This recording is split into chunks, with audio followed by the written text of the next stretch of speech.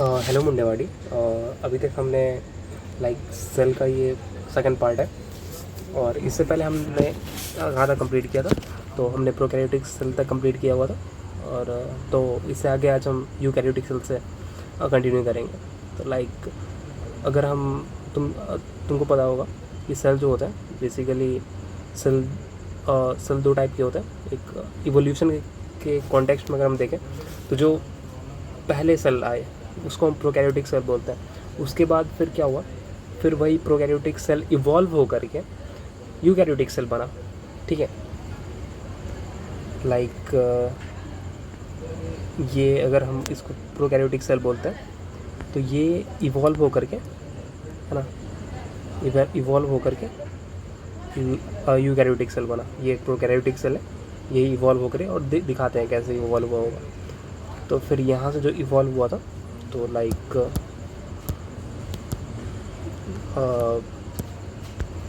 चलो, तो इससे फिर क्या हुआ, इससे यूकैरियोटिक सेल बना, है ना।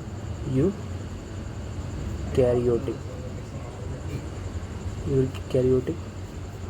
सेल इवॉल्व हो करके, ठीक है, इवॉल्व हो करके यूकैरियोटिक सेल बना। अब कैसे बना, ये क्या है, ये जेनेटिक मटेरियल है। और जिस रीजन न्यूक्लियोइड रीजन में होता है जेनेटिक मटेरियल। जीनोम एक टर्म है, ठीक है। Genome is a term. For example अगर हम अपनी बात करें, जीनोम क्या होता है कि किसी भी ऑर्गेनिज्म के अंदर ना, जितने भी ऑर्गेनिज्म हैं उसके अंदर जितने भी क्रोमोसोम्स वगैरह होंगे, जितना जेनेटिक मटेरियल होगा ऑर्गेनिज्म। फॉर एग्जांपल अगर हम ये छोड़ो, जैसे हम लोग के अंदर जैसे क्या होता है कि 23 पेयर ऑफ क्रोमोसोम्स होता है ह्यूमन के केस में क्या होता है, 23 पेयर ऑफ क्रोमोसोम्स होते हैं। पेयर ऑफ क्रोमोसोम्स, ठीक है। तो ये 23 पेयर ऑफ क्रोमोसोम्स को ही हम क्या बोल देते हैं, जीनोम,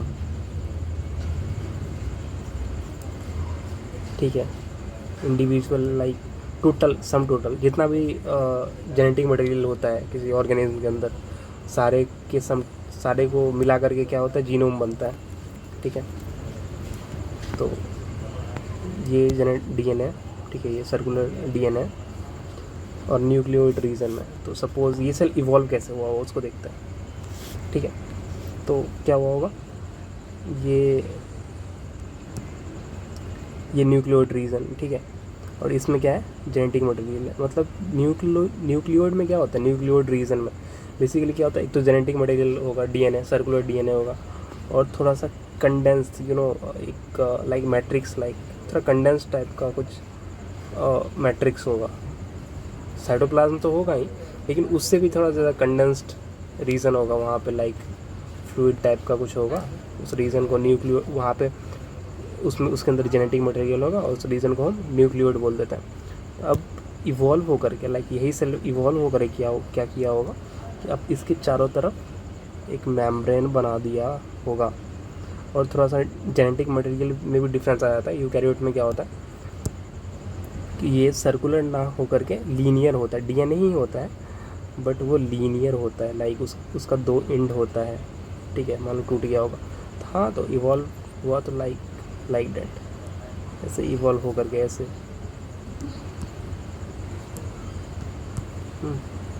ऐसे ऐसे समझ सकते हैं।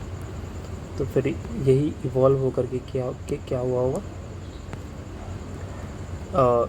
यूकैरियोटिक सेल बन गया होगा। फॉर एग्जांपल देख, ऐसा हो गया, थोड़ा सा कॉन्सेप्चुअली चल रहा है अभी, और थोड़ा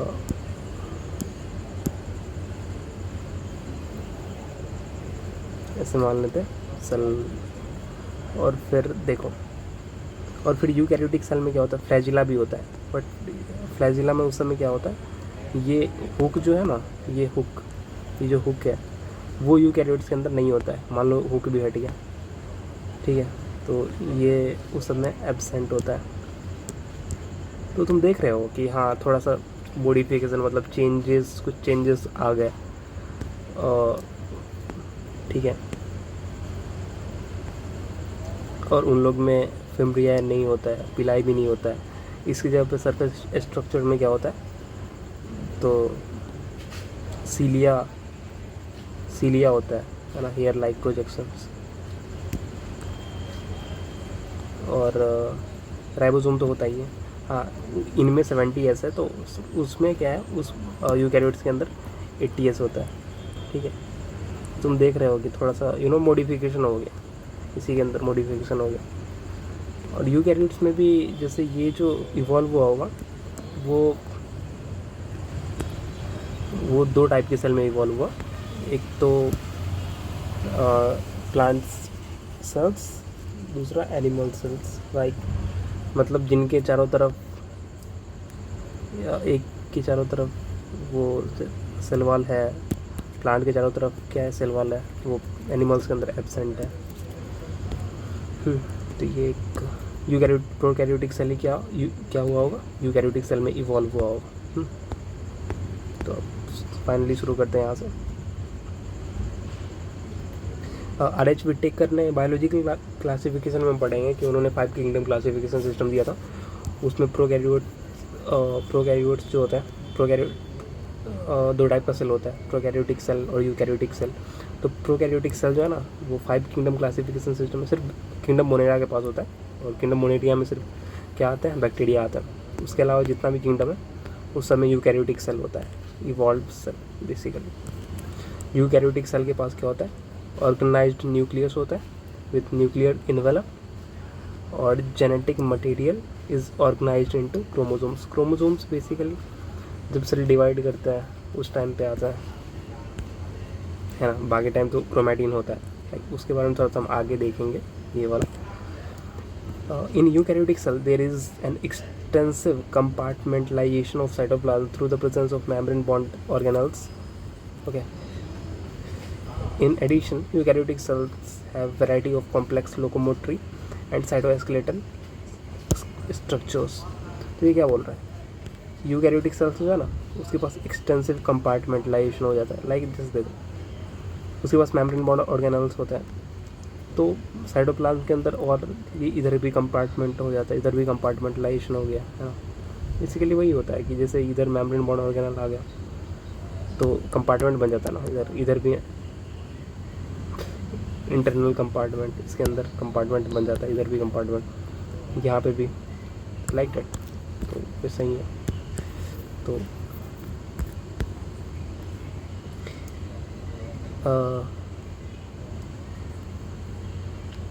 और फिर क्या होता है, यूकैरियोटिक सेल्स के पास variety of complex locomotory and cytoskeletal structures होता है। लोकोमोटरी में क्या, ये फ्लैजिला ही ना, हाँ फ्लैजिला होता है, और क्या होता है, सीलिया होता है, और साइटोस्केलेटल स्ट्रक्चर्स, इसके बारे में भी हम आगे पढ़ेंगे। तो खैर,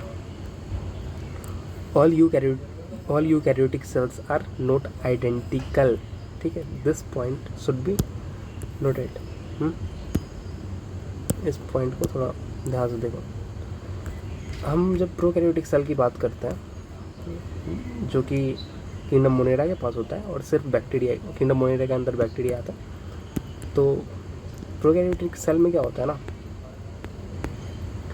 कि लाइक देख, जितने भी बैक्टीरिया होंगे उन सबका स्ट्रक्चर सेम ही होता है। सेल वॉल होता है बाहर में, फिर सेल मेम्ब्रेन होता है, मीजोजोम होता है, राइबोसोम होता है, इंक्लूजन बॉडी होता है। ऐसे ही जीनोमिक डीएनए जो है बेसिकली न्यूक्लियो बैक्टीरियल डीएनए, ऐसे ही सर्कुलर है ना, और उस जिस रीजन में होता है उसको हम न्यूक्लियोइड बोल देते हैं।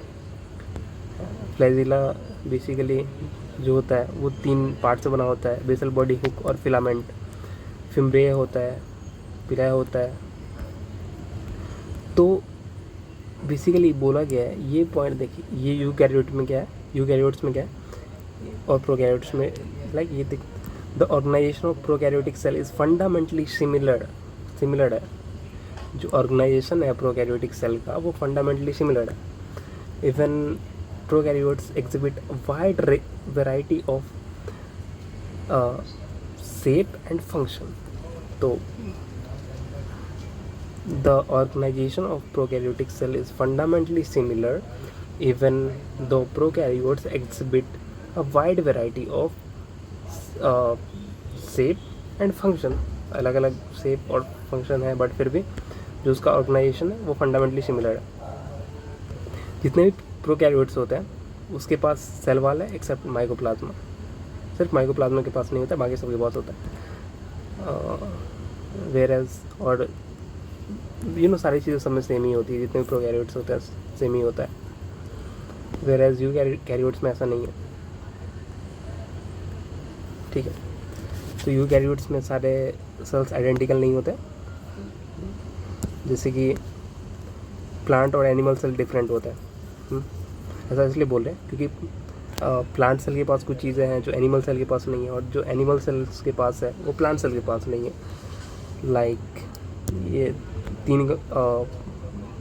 तीन कंपोनेंट देख लें, like 3 organelles basically, cell wall, plastids और लार्ज सेंट्रल वैक्यूल्स। क्या क्या? सेल वॉल, प्लास्टिड और large central vacuole. Cell wall, plastid और large central vacuole animal cells में एब्सेंट होता है। वेयर एज सेंट्रियोल्स, है ना, आगे हम पढ़ेंगे इसके बारे में, वो प्लांट सेल में एब्सेंट होता है। सेल वॉल, प्लास्टिड और लार्ज वैक्यूल सारे एनिमल सेल्स में एब्सेंट होते हैं, वेयर एज सेंट्रियोल्स सारे प्लांट सेल्स में एब्सेंट होते हैं।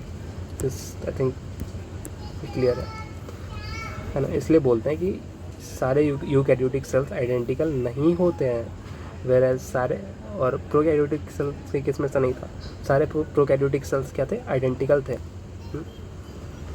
अब देखो, this is diagram showing plant cell and animal cell. ये प्लांट सेल है और ये एनिमल सेल।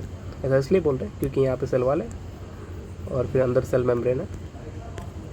तो चलो इसको हम एक बार लेवल करते हैं, एक बार प्रैक्टिस करना, लाइक NCERT का PDF निकाल के, है ना, उससे मैच करना, लाइक खुद से एक बार वो करने के बाद वेरीफाई करना कि आ रहा है कि नहीं। सबसे पहले हम प्लांट सेल्स का देख लेते हैं, बाहर से स्टार्ट करते हैं, ठीक है। ये जो आई दिखा रहा है ये सेल वॉल है, H जो है वो सेल मेम्ब्रेन है। ना ना ना ना थोड़ा सा कंफ्यूजन चल रहा है भाई। ये बाहर वाला सेल वॉल है, उसके अंदर जो स्ट्रक्चर है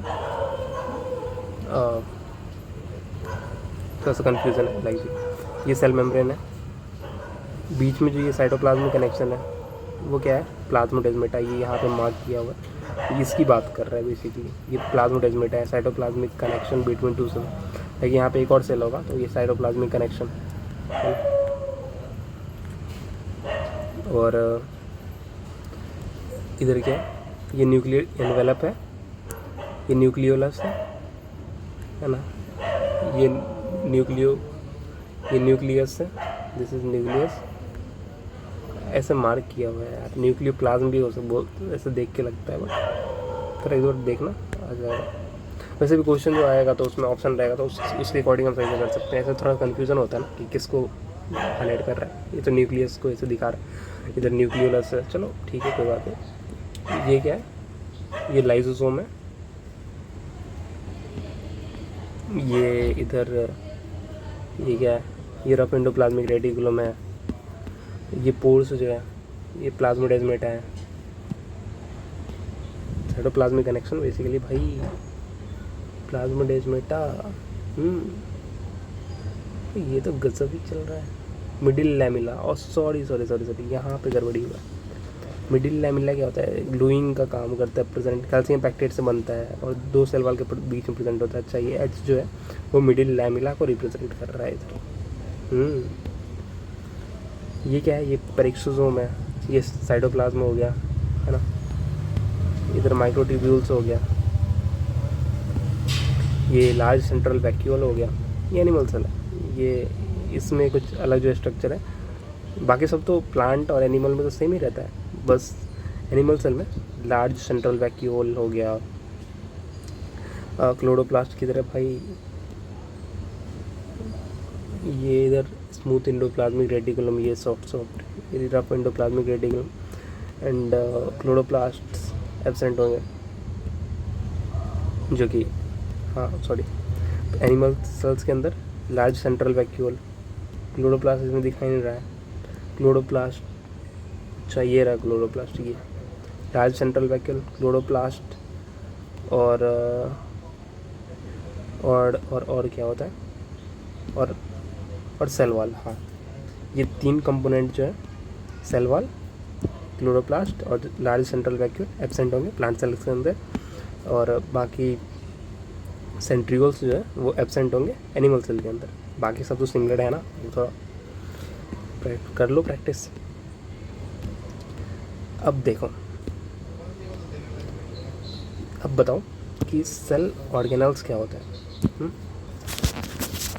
तो सेल ऑर्गेनल्स जो है वो सेल के अंदर प्रेजेंट होते हैं, सब सेलुलर स्ट्रक्चर है ना, सब सेलुलर मतलब सेल के अंदर प्रेजेंट होता है इनके पास। और ये जो है वो एक या फिर एक से ज़्यादा स्पेसिफिक काम करते हैं, मतलब फंक्शन को परफॉर्म करते हैं सेल के अंदर, है ना। All cell organelles perform different but specific function, अलग अलग और स्पेसिफिक फंक्शन। या सेल ऑर्गेनल्स क्या होता है, सेल ऑर्गेनल्स सब सेलुलर स्ट्रक्चर होते हैं, मतलब सेल के अंदर प्रेजेंट होता है, और इनका एक या एक से ज़्यादा फंक्शन होता है, और ये सारे फंक्शन जो है ना वो डिफरेंट होते हैं, अलग अलग होते हैं और स्पेसिफिक होते हैं। फॉर एग्जांपल सेल वॉल की बात करते हैं। सेल वॉल क्या फंक्शन प्रोवाइड करता है, ये प्रोटेक्शन देता है ना, बर्स्टिंग प्रिवेंट करता है, वैक्यूअल स्टोरेज का काम करता है, सब सेलुलर मतलब सेल के अंदर प्रेजेंट है ना। न्यूक्लियस, माइटोकॉन्ड्रिया एटीपी फॉर्मेशन में मतलब एनर्जी प्रोड्यूस करने में हेल्प करता है, like that. Let us look at individual cell organelles to understand their structure and function. Start करते हैं। सबसे पहले सेल के एक बाहर से अंदर की तरफ चलता है, तो हर एक ऑर्गेनल, यूकैरियोटिक सेल के हर एक ऑर्गेनल पे हम नज़र डालेंगे। सेल वॉल, फिर सेल मेम्ब्रेन, लाइक ऐसे करके अंदर घुस के सिर्फ पढ़ेंगे। ओके, तो सेल वॉल के बारे में तुमने पढ़ा होगा कि वो प्रोकैरियोट्स के अंदर भी होते हैं, है ना, और सेल वॉल यूकैरियोट्स के अंदर भी होता है, तो लेकिन सारे यूकैरियोट्स के अंदर नहीं होता है, कुछ प्रोटिस्टा के अंदर होता है। प्रोटिस्टा क्या होता है, unicellular eukaryotes. RH Whittaker 5 kingdom classification system, kingdom Monera, kingdom Protista, kingdom Fungi, kingdom Plantae and kingdom Animalia. Kingdom Animalia के अंदर तो होता ही नहीं है सेल वॉल, प्रोटिस्टा के अंदर होता है, फंगी के अंदर होता है, और प्लांट्स के अंदर होता है। प्रोटिस्टा के अंदर भी सारे के अंदर नहीं होता है, सम प्रोटिस्टा। बायोलॉजिकल क्लासिफिकेशन पढ़ेंगे किसके पास होता है सेल वॉल और किसके पास नहीं होता है। तो सम प्रोटिस्टा, फंगी, प्लांट्स और एनिमल्स। अब सेल वॉल का फंक्शन क्या क्या होता है, तो एक तो शेप देता है सेल को, ठीक है, प्रोटेक्ट करता है सेल को from mechanical damage and infection, mechanical damage और इन्फेक्शन से प्रोटेक्शन देता है। It also helps in cell to cell interaction and provides barrier to undesirable macromolecules. ध्यान देने वाली बात यह है कि जो सेल वॉल होता है ना, सुनना ध्यान से, इट इज़ सेल वॉल, और इसके अंदर मान लेते सेल मेम्ब्रेन है। तो सेल वॉल जो होता है ना, वो cell wall permeable, plasma membrane क्या होता है, सेमी परमिएबल होता है, मतलब परमिएबल का मतलब क्या होता है कि एलाउ करना। परमिएबल का मतलब क्या होता है, किसी चीज़ को एलाउ करना, ठीक है। तो सेल मेम्ब्रेन जो होता है ना, सेमी परमिएबल होता है, मतलब सारे मॉलिक्यूल्स को अपने आर पार नहीं जाने देता है। वेयर एज सेल वॉल जो होता है वो परमिएबल होता है, परमिएबल टू ऑल सब्सटेंसेस, मतलब सारी चीज़ें इधर से उधर हो सकती है। उसमें भी देखो सेल छोटा होता है ना, तो छोटा होता है तो लाइक डेट ऐसे समझ सकते हो कि इसको लाइक जाले की तरह सेल वॉल को, ऐसा समझो, एक छोटा सा है और जाले की तरह जो छोटी छोटी चीज़ें होंगी, छोटे छोटे मोलिक्यूल्स होंगे कोई भी से भी, वो सारे आर पार हो सकते हैं इसके, वेरा जैसे बड़े बड़े हो गए। भाई साहब मान लो अलाउ भी कर रहा है तो अब जितना उसमें चाहिए तो वो उतना ही घुसेगा ना। लाइक ये तो बाहर जा भी सकता है और अंदर भी जा सकता है, बट ये जो ये मैक्रो मॉलिक्यूल्स है और ये माइक्रो मॉलिक्यूल्स है। माइक्रो मतलब छोटे, मैक्रो मतलब बड़े। तो इसको तो भाई इसको तो अलाउ नहीं कर सकता है जान, मतलब अंदर बाहर करने के लिए। माइक्रो मॉलिक्यूल्स जा सकते हैं।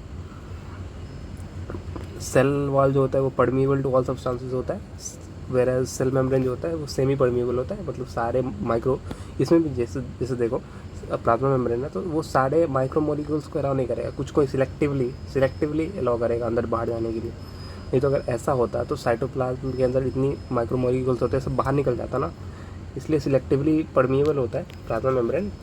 वेयर सेल वॉल जो होता है वो permeable to all micro molecules होता है।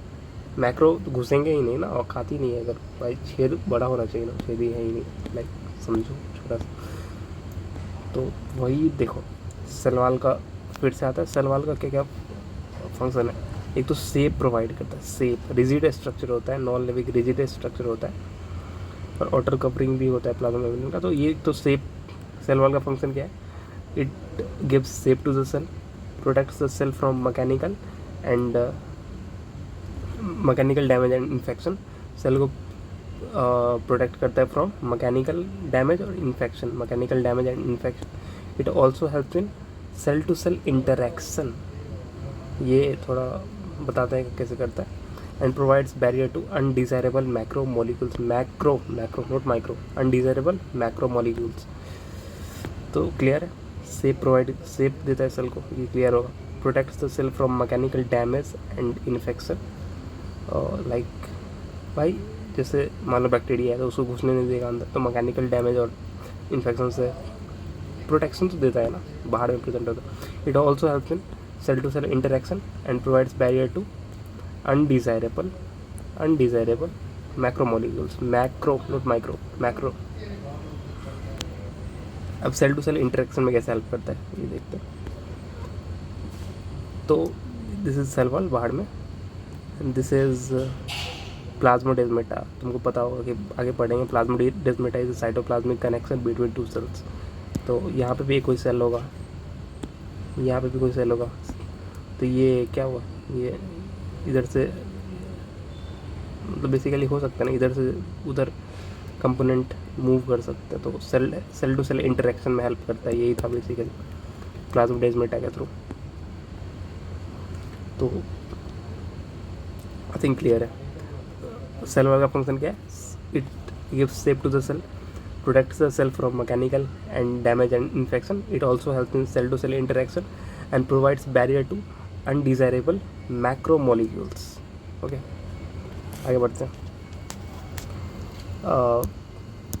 उसके बाद दिया हुआ है कि cell wall of young plant primary wall is capable of growth which gradually diminishes as cell matures and secondary wall is formed on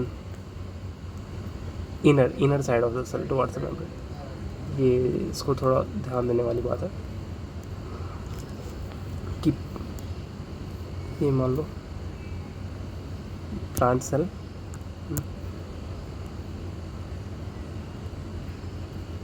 फिर इसको अगर हम बड़ा करें तो लाइक जैसे सेल डिवीजन में ऐसा समझो। उसके बाद फिर क्या होता है, तुम्हें पता होगा कि प्लांट्स के अंदर जो सेल डिवीज़न होता है वो फरो मेथड से होता है ना। जैसे लाइक बीच में कैल्शियम पैक्टेट यहाँ से सेंटर से स्टार्ट होता है बनना और बाहर तक चला जाता है, और फिर इस तरीके से होता है लाइक डैट। तो थोड़ा सा देख ही लेते हैं। मान लो ये प्लांट सेल है, ठीक है, फिर ये डिवाइड किया लाइक डैट, फरो बना, सेंटर से बनता है, नॉट साइड से, सेंटर से बना, बाहर की तरफ मूव किया, ऐसे हो गया। फिर लाइक ऐसा नहीं, सॉरी ये थोड़ा ज़्यादा आ गया, ऐसा समझो, ये सिंपली थोड़ा रखते हैं। ये जब और जो कैसे है, ऐसे समझते हैं, यंग प्लांट है, ठीक है। फिर जब वो बड़ा होता है तो सेल जब मैच्योर होता है उसका, तो उसमें ये प्राइमरी सेल वाल है, ठीक है। और ये जो है ना, ये प्राइमरी सेल वाल है, this is primary cell wall, अंदर सेल मेम्ब्रेन है। तो ये ग्रो कर सकता है, अब ग्रो कर सकता है, लाइक यार डिटेल्स में क्यों घुसना है। हाँ, प्राइमरी सेल वाल ग्रो कर सकता है, बट जब सेल मैच्योर होता है ना, जब सेल मैच्योर होता है ना, तो क्या होता है, सेकेंडरी सेल वाल बनना स्टार्ट हो जाता है सेकेंडरी सेल वाल बनना स्टार्ट हो जाता है फ्रॉम इनर साइड, है ना, टुवार्ड्स द मेम्ब्रेन। जब सेल मैच्योर होता है तो एक सेकेंडरी सेल वाल बनता है, किधर की तरफ, तो टुवार्ड्स द इनर साइड, है ना, टुवार्ड्स मेम्ब्रेन। और ये जो प्राइमरी सेल वाल है वो डिमिनिश हो जाता है, ठीक है। तो ऐसा है, simply it is secondary cell wall और ये प्राइमरी सेल वॉल, ये क्या हो जाता है, डिमिनिश हो जाता है मैच्योर जब होता है, तो लाइक सेल मैच्योर होता है तो लाइक, तो आई थिंक ये तो क्लियर ही होगा। Cell wall of young plants, primary wall is capable of growth which gradually diminishes as cell matures, and secondary wall is formed on inner side of the cell towards membrane, ठीक है, clear होगा point. Middle lamella is a layer mainly of calcium pectate, middle lamella किसी से बनता तो calcium pectate, middle lamella is a layer mainly made up of calcium pactate, which helps to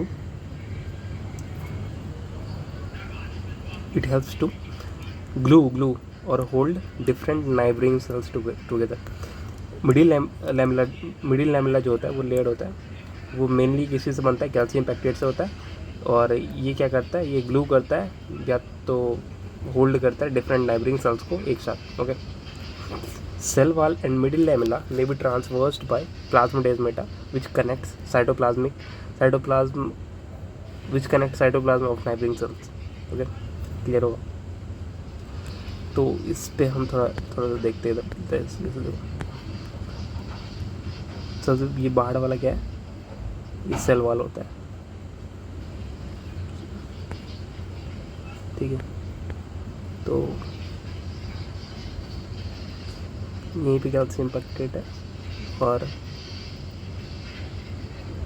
तो cell wall है, ये cell wall है, इधर cell membrane है, ये बीच में कैल्शियम पैक्टेट है। एच देखो, ये बीच में लाइन दिख रहा है तुमको, यहीं पे कैल्शियम पैक्टेट है, मिडिल लैमिला कैल्शियम पैक्टेट से बना होता है। ये क्या करता है, फिर holds and glues other sales together. इधर यहाँ पे भी सेल्स होंगे, है ना, यहाँ पे भी लाइक सेल्स होंगे, है ना, बीच में मिडिल लैमिला होता है, तो मिडिल वही बताया गया।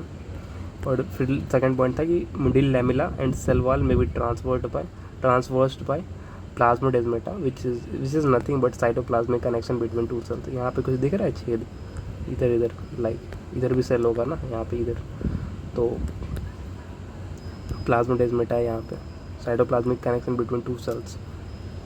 और ये क्या करता है, कनेक्ट करता है दो सेल के साइटोप्लाज्म को। एनिमल सेल्स की बात हो रही है, तो क्लियर होगा। अब हमने प्लांट सेल्स के बारे में देख लिया था, है ना। अब सेल वॉल ऑफ एल्गी देख लेते हैं। एल्गी भी किंगडम प्लांटे के अंदर ही आता है, तो बट उसमें cell wall of algae is made up of cellulose, galactans, mannans and calcium carbonate, ठीक है। Cell wall of algae is made up of cellulose, galactans, mannans and और किसी से बनता है calcium carbonate, minerals like calcium carbonate, cellulose, galactans, mannans and minerals like calcium carbonate, okay. Now cell wall के बाद फिर क्या आता है, सेल मेम्ब्रेन आता है। तो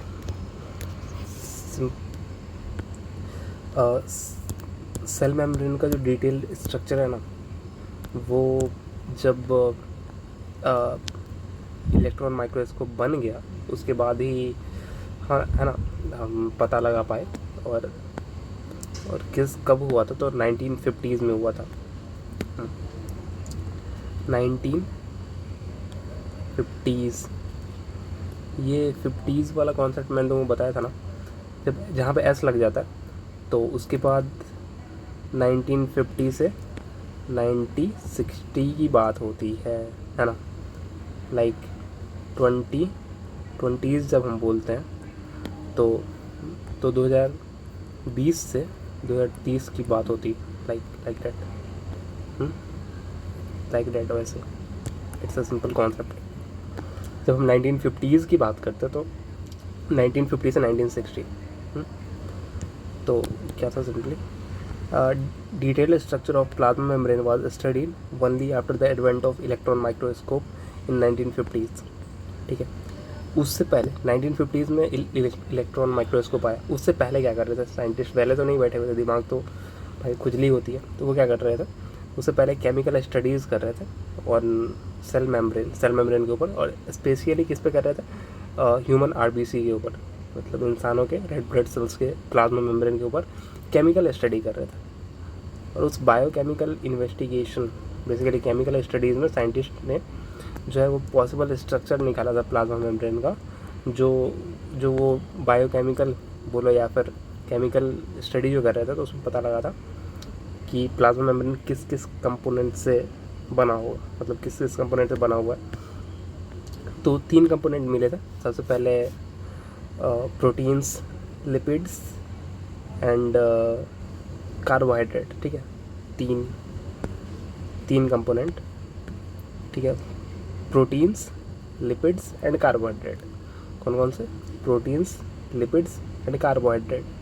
मेनली जो है प्रोटीन और लिपिड्स, क्योंकि वो बड़े उसमें होता है, मतलब बड़े ज़्यादा, लाइक बता देता हूँ, जो ये रेशियो होता है ना प्रोटीन लिपिड्स का, और वो वैरी करता है हर एक सेल्स में, अलग अलग टाइप के सेल्स में।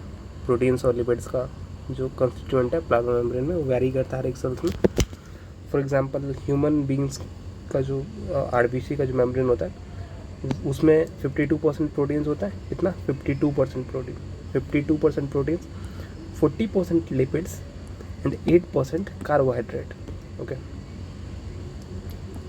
तो इसलिए है कि जो केमिकल स्टडी चल रही थी उसमें पता चला कि cell membrane is composed of proteins, lipids and carbohydrate, mainly proteins और लिपिड्स, क्योंकि इनका परसेंटेज ज़्यादा होता है ना। और जो रेशियो की, मतलब जो प्रोटीन्स और लिपिड्स का जो रेशियो है हर एक सेल्स के प्लाज्मा मेम्ब्रेन में, वो अलग अलग होता है। अगर हम ह्यूमन के आरबीसी की बात करें, आरबीसी के मेम्ब्रेन की बात करें, तो उसमें प्रोटीन्स का जो परसेंटेज है वो 52% होता है प्लाज्मा मेम्ब्रेन के अंदर। भाई जो प्लाज्मा मेम्ब्रेन को दिखाई दे रहा है ना, ये प्लाज्मा मेम्ब्रेन ही है, ऐसे होगा। तो इसमें देखो प्रोटीन भी दिख रहा है तुमको, लिपिड्स भी दिख रहा है ना, और कार्बोहाइड्रेट। भाई इधर ये कार्बोहाइड्रेट नहीं, कोलेस्ट्रॉल है भाई, सॉरी, यहाँ पे कहीं पे होगा कार्बोहाइड्रेट भी होगा, देख लेना। तो ये देखो लिपिड्स दिख रहा है, प्रोटीन्स दिख रहा है, और कार्बोहाइड्रेट भी होगा। सबसे ज़्यादा क्या क्या है? प्रोटीन्स और लिपिड्स है, उसके बाद कार्बोहाइड्रेट। तो प्रोटीन्स और लिपिड्स का जो रेशियो है हर एक सेल के प्लाज्मा मेम्ब्रेन में, वो अलग अलग होता है। लाइक ह्यूमन आरबीसी का इसमें स्पेशली मेंशन किया गया कि जो प्रोटीन्स है वो 52% होता है, और लिपिड्स 40%, और 8% क्या होता है? कार्बोहाइड्रेट होता है। कार्बोहाइड्रेट का स्पेशली मेंशन नहीं किया गया, बट मैं कर दिया। अब 52%, 40% और बाकी 8% ही बचा ना, तो वो कार्बोहाइड्रेट ही होगा। ये 3 कंपोनेंट ही होते हैं सेल मेम्ब्रेन के अंदर। अब देखते हैं प्रोटीन्स और lipids. Depending on ease of extraction, membrane proteins can be classified as peripheral और integral. Peripheral proteins lie on the surface of the membrane, while integral proteins are partially or totally buried in the membrane. Peripheral protein मतलब जितना भी proteins होता है cell membrane के अंदर, तो on the basis of ease of extraction membrane proteins can be classified as peripheral and integral. Peripheral क्या होता है, वो लाई करता है at the surface of the membrane, while integral proteins जो होता है वो पार्सली और टोटली ब्यूरिड होता है मेम्ब्रेन के अंदर, तो और दिखता है। ये देखो, this is nothing but this is peripheral protein, देखो बाहर आ रहा है, दिस ये पेरिफेरल प्रोटीन है। और ये इंटीग्रल प्रोटीन है, ये पार्सली और टोटली ब्यूरिड होता है प्लाज्मा मेम्ब्रेन के अंदर, ठीक है। On the basis of ease of extraction membrane proteins को दो पार्ट्स में क्लासीफाई किया गया, पेरिफेरल और इंटीग्रल। इंटीग्रल देखो घुसा हुआ है अंदर पार्सली, और इधर यहाँ पे ये तो इंटीग्रल प्रोटीन ये पार्सली ब्यूरिड है, ये कम्प्लीटली ब्यूरिड है। वेयर एज ये क्या है, दिस इज पेरिफेरल प्रोटीन्स, बाहर आ रहा है। तो इसका तो क्लियर होगा। अब लिपिड्स की बात करते हैं। सेल मेम्ब्रेन में क्या क्या होता है, प्रोटीन्स होता है, लिपिड्स होता है और कोलेस्ट्रॉल होता है, सॉरी कार्बोहाइड्रेट होता है। तीन चीज़ें, proteins, lipids and carbohydrate. Proteins की बात हमने की है ना, उसके बाद फिर लिपिड्स के बारे में देखते हैं। तो द मेजर लिपिड्स कौन से होता है, तो फॉस्फोलिपिड्स होता है, that are arranged in bilayer. Lipids are arranged within the membrane with polar hydrophilic heads. Polar या फिर हाइड्रोफिलिक बोल दो, ये ध्यान देने वाली बात है। पोलर और हाइड्रोफिलिक पार्ट जो होता है वो टुवार्ड्स आउटसाइड होता है, एग्जैक्टली देख। और जो नॉन पोलर हाइड्रोफोबिक टेल्स होता है, हाइड्रोफिलिक मतलब क्या होता है, वाटर लविंग, और हाइड्रोफिलिक क्या होता है, पोलर होता है, वो बाहर की तरफ होता है। वेर एज जो नॉन पोलर हाइड्रोफोबिक टेल्स होता है वो अंदर की तरफ होता है। हम देखेंगे एक बार, एक मिनट रुक जाओ ज़रा थोड़ा सा। This ensures that non polar tail of saturated hydrocarbon, मतलब जो नॉन पोलर होता है ना, नॉन पोलर टेल होता है, नॉन पोलर हाइड्रोफोबिक टेल, ठीक है। नॉन पोलर हाइड्रोफोबिक टेल वो सैचुरेटेड हाइड्रोकार्बन से बने हुए होते हैं, is protected from aqueous environment. तो अब थोड़ा सा डिटेल्स में देखते हैं। पोलर या फिर hydrophilic and non polar hydrophobic. This is, ये लिपिड है, ये लिपिड, इधर लिपिड हो गया यार, ये लिपिड हो गया, ये लिपिड, ये फॉस्फोलिपिड है। ये देखो गोल और दो को डंडा, तो ये बाइलेयर में अरेंज होता है फॉस्फोलिपिड। तो ये जो होता है, ये जो गोला गोला तुमको दिख रहा है, गोला गोला, ये क्या है, ये हाइड्रोफिलिक बोलो या फिर पोलर पार्ट हो गया। और ये जो ब्लैक ब्लैक तुमको दिख रहा है, ब्लैक ब्लैक जो दिख रहा है वो हाइड्रोफोबिक या फिर नॉन पोलर बोल दो, ठीक है। और ये सेल के अंदर का कंपार्टमेंट हो गया, है ना, इधर मान लेते हैं यहाँ पे, और इधर भी। तो वाटर लविंग, वो पोलर जो है, पोलर या फिर हाइड्रोफिलिक वो बाहर की तरफ है, और नॉन पोलर बोलो या फिर हाइड्रोफोबिक अंदर की तरफ है। इसलिए बोला गया है कि नॉन पोलर या फिर हाइड्रोफोबिक पार्ट जो है वो प्रोटेक्टेड होता है एक्वस इन्वायरमेंट से। यहाँ पे कुछ एक फ्लूइड है ही नहीं ना, एक्वस इन्वायरमेंट से प्रोटेक्टेड है। मेरे जहाँ पे साइटोप्लाज्म होगा, तो साइटोप्लाज्म में मैक्सिमम वाटर ही होता है। तो ये भाई कितना भूखता है। तो ये लाइक इससे ये पोलर या फिर हाइड्रोफिलिक पार्ट क्या इंटरेक्ट होंगे पानी से, water loving, hydrophilic, water loving. और वेरा जो हाइड्रोफोबिक पार्ट है वो जो कि सैचुरेटेड हाइड्रोकार्बन से बने हुए, वो प्रोटेक्टेड होता है from aqueous environment. In addition to phospholipids, membrane also contains cholesterol. तो लिपिड्स में देख, लिपिड्स में दो लिपिड्स आता है, एक तो फॉस्फोलिपिड और दूसरा कोलेस्टेरॉल, ठीक है। कोलेस्टेरॉल और कहाँ पे है कोलेस्टेरॉल, ये जो लिपिड है ना, इधर प्रोटीन हो गया, और लिपिड में फॉस्फोलिपिड, कोलेस्टेरॉल, ये ई पीला पीला जो दिख रहा है, और ये तो प्रोटीन्स है, ये इंटीग्रल प्रोटीन्स, ये वाला भी इंटीग्रल प्रोटीन, ये टोटली ब्यूरेट, ये पार्शियली ब्यूरेट, ये पेरिफेरल प्रोटीन्स। यहाँ पे शुगर, शुगर बोलो या फिर कार्बोहाइड्रेट, आई थिंक दोनों सेम ही चीज़ होती है। क्लियर है? तो थोड़ा डिटेल में कर रहे तो थोड़ा अच्छे से करता है, लाइक डैट। उसके बाद फिर क्या हुआ था, लाइक दिस, देख 1972 में, क्योंकि देखो 1950s में, इससे पहले ये तो केमिकल स्टडीज चल रही थी, उससे पता चला था लाइक दैट सेल वाल के ऊपर जो केमिकल स्टडीज चल रही थी, सेल मेम्ब्रेन के ऊपर, सॉरी, तो उससे ये सब चीज़ें चिट्टा पट्टा निकला था। केमिकल स्टडी में क्या पता चला था कि जो सेल मेम्ब्रेन होते हैं वो 3 चीज़ों से बना होता है। सबसे पहले लिपिड्स, सॉरी, सबसे पहले प्रोटीन्स, फिर लिपिड्स, और तीसरा कार्बोहाइड्रेट, शुगर, कार्बोहाइड्रेट से मीठी शुगर लगती है। उसमें भी मेनली प्रोटीन्स और लिपिड से बना हुआ होता है ना। उसमें भी क्या होता है कि जैसे देखो, जो प्रोटीन और लिपिड्स का जो रेशियो है वो वेरी करता है फ्रॉम सेल टू सेल, वही इसमें दिया हुआ, इस सेल टू सेल वेरी करता है, सेल टाइप से वेरी करता है। ह्यूमन आरबीसी की अगर हम बात करें तो उसका जो प्लाज्मा मेम्ब्रेन होता है वो 52% प्रोटीन से बना होता है, 40% लिपिड होता है और 8% कार्बोहाइड्रेट होता है। कार्बोहाइड्रेट देख, शुगर ये रहा इधर, ये जो पीला पीला है प्रोटीन के ऊपर, इसी की बात चल रही है। और ये तो हमने देख लिया था, ये प्रोटीन्स है ना। इस लिपिड्स 2 टाइप के लिपिड थे, एक तो कोलेस्ट्रॉल और फिर, सॉरी, कोलेस्ट्रॉल इधर, तो फॉस्फोलिपिड, दूसरा कोलेस्ट्रॉल। फॉस्फोलिपिड भी बाइलेयर के फॉर्म में अरेंज होता है ना, ये बाइलेयर के फॉर्म में, ये फॉस्फोलिपिड बाइलेयर, 2 लेयर, इधर देखिए, इधर एक फॉस्फोलिपिड और इधर एक फॉस्फो बाइलेयर के फॉर्म में। तो ये बकचोदी से चला था। उसके बाद फिर 1950s, मतलब 1950 से 1960 के बीच में इलेक्ट्रॉन माइक्रोस्कोप डेवलप हुआ था। फिर सिंगर और निकोलसन, 2 साइंटिस्ट है ना, उन्होंने एक मॉडल स्टडी करने के बाद, like an improved model of structure of cell was proposed by Singer and Nicolson in year 1972।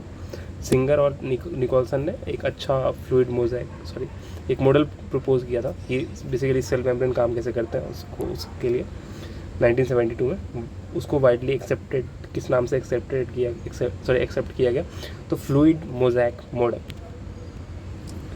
Scientist का नाम है सिंगर एंड निकोलसन, 2 साइंटिस्ट थे 1972 में, और जो मॉडल पेश किया उसको फ्लूइड मोज़ेक मॉडल के नाम से वो पॉपुलर हुआ। According to this, quasi fluid, मतलब फ्लूइड, क्वाजी का मतलब क्या होता है देख लेना। क्वाजी का मतलब होता है पार्टली और नो ऑलमोस्ट, मतलब हाँ ऑलमोस्ट जो होता है ना, वो प्लाज्मा मेम्ब्रेन वो फ्लूइड नेचर का होता है ना। और सॉरी, क्या बोल रहा हूँ, फ्लूइड नेचर ऑफ लिपिड्स का जो नेचर क्या होता है, लगभग फ्लूइड जैसा होता है। फ्लूइड जैसा, लाइक फ्लूइड क्या होता है, तुमने देखा होगा ना, fluid is a mixture of liquid and gases. तो उतना दिमाग नहीं करना, मतलब उतना घुसना नहीं। Fluid nature of lipids enables lateral movement of proteins with in the overall bilayer. This ability to move within the membrane is measured as its fluidity. तो जो लिपिड्स है, ये देखो दिख रहा है, ये लिपिड जो है, ये फॉस्फोलिपिड, सॉरी, लिपिड्स जो है वो फ्लूइड नेचर के होते हैं। लाइक मैं कैसे दिखाऊँ, बताओ, ये जो है वो मूव कर सकते हैं, इस लाइक वेव, ये जो ये ऐसे मूव कर सकता है, फ्लूइड नेचर का होता है। तो इसमें क्या होता है कि ये जो है ना प्रोटीन्स वो मूव कर सकते हैं इधर से उधर, लेटरल मूवमेंट, इधर लेटरल ऐसे से मूव कर सकता है। तो वही दिया गया कि quasi fluid nature of lipids enables lateral movement of proteins with in the overall bilayer. और ये जो प्रॉपर्टी है प्रोटीन्स का, द एबिलिटी टू मूव, और जो ये this ability to move within the membrane is measured as its fluidity. Like जो lipid जो होता है वो फ्लूइड नेचर का होता है, ठीक है। और जब क्योंकि फ्लूइड में अगर हम किसी चीज़ को रखते हैं तो वो क्या करता है, वो मूव कर सकता है इधर से उधर, तो उसमें प्रोटीन्स जो है ना वो लेटरल मूवमेंट कर सकता है, ठीक है, जो बाइलेयर के अंदर। और ये जो एबिलिटी है प्रोटीन्स का कि उसके बाइलेयर में है ना लिटरली मूव करे, उस प्रॉपर्टी को हम क्या कैसे मेज़र करते हैं? It's within the membrane is measured as its fluidity. Okay. Fluid nature of membrane is also important for functions like cell growth, formation of intercellular junctions, secretions, endocytosis, cell division, etc. इसको एक दो बार लिख के याद कर लेना चाहिए। Fluid nature of membrane also is also important for functions like cell growth, formation of intercellular junctions, secretion, endocytosis, cell division and etc. ठीक है, अब आगे बात करते हैं। One of the most important functions of plasma membrane is transport of molecules across it, ठीक है। हाँ, क्योंकि देखो अगर सेल जिंदा है तो उसके चारों तरफ उसको चाहिए होता है ना न्यूट्रिएंट्स, गैसेस वगैरह लाइक डेड, तो ट्रांसपोर्ट बहुत इंपॉर्टेंट फंक्शन हो जाता है। तो the membrane is selectively permeable, you know very well कि सिलेक्टिवली परमिएबल होता है ना, सारे मॉलिक्यूल्स को आगे पीछे आर पार नहीं जाने देता। वेराज जो हमने सेल वॉल के केस में देखा था वो परमिएबल होता है, permeable to all substances. Micro molecules की बात कर रहा हूँ भाई, मैक्रो मॉलिक्यूल्स घुसेंगे ही ना, नहीं ना। तो सेल मेम्ब्रेन क्या होता है? सिलेक्टिवली परमिएबल होता है to some molecules present on either side of it, है ना। तो सबसे पहले अब ट्रांसपोर्ट देख लेते हैं। तो 3 टाइप का ट्रांसपोर्ट होता है इसके चारों तरफ, पैसिव, फैसिलिटेट और एक्टिव ट्रांसपोर्ट। तो some neutral solutes may move across membrane by simple diffusion along concentration gradient from higher concentration to lower concentration। इसका कॉन्सेप्ट आई थिंक क्लियर होगा। जैसे कि देखो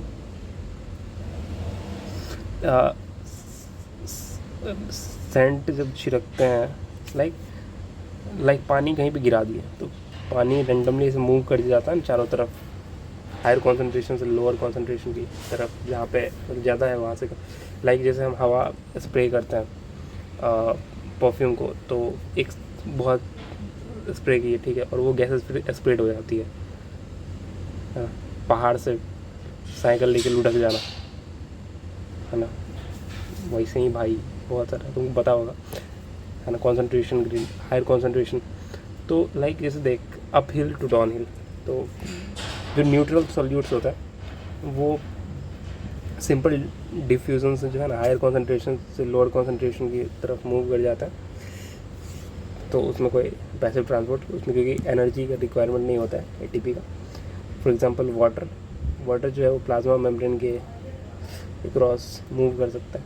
लाइक देख अगर सेल के बाहर ज़्यादा कॉन्सेंट्रेशन होगा पानी का तो वो सेल के अंदर मूव कर जाएगा पैसिवली, बिना कोई एनर्जी खर्च किए हुए, है ना। अगर हायर कॉन्सेंट्रेशन होगा तो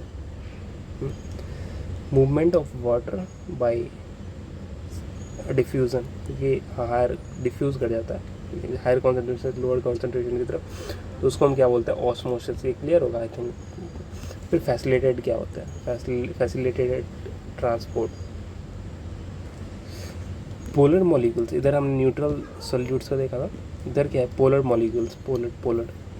polar molecules can't pass through non polar lipid bilayer, they require, उनको किसी से ज़रूरत होती है? कैरियर प्रोटीन की। They require carrier protein.